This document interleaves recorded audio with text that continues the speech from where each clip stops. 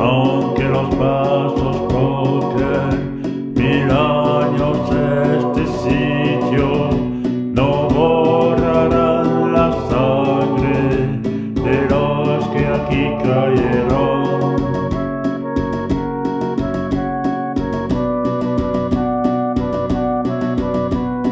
Y no se extinguirá la hora en que cantéis, aunque miles de voces crecen este silencio.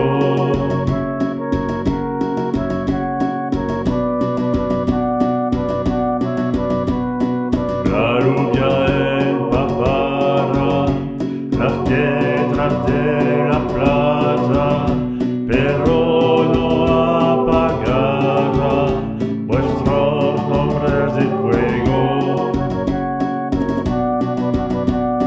1000 noches caerán con sus aras oscuras, sin destruir el día que esperan estos muertos. El día que esperamos a lo largo del mundo, tantos hombres, el día final del sufrimiento.